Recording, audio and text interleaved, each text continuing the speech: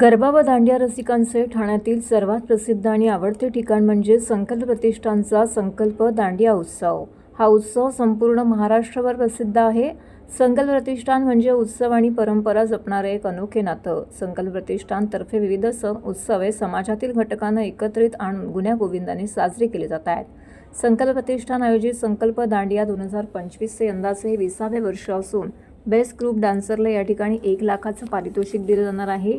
तर द्वितीय पारितोषिक 50,000 आणि तिसरं पारितोषिक 25,000 रुपयांचं असणार आहे। त्याचबरोबर विविध प्रकारची आकर्षक बक्षिसं या ठिकाणी सहभागी गरबा प्रेमींना दिली जाणार आहेत। तसेच बेस्ट फिमेल डान्सर आणि बेस्ट मेल डान्सर अशा विजेत्यांना देखील या ठिकाणी अँड्रॉइड फोन गिफ्ट देण्यात येणार आहे।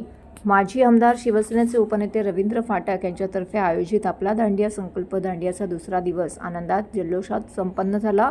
यावेळी दांडिया रसिकांनी संकल्प दांडियामध्ये दांडियाचा आनंद घेतला। लहानांपासून ज्येष्ठांपर्यंत या ठिकाणी सहभाग पाहायला मिळाला।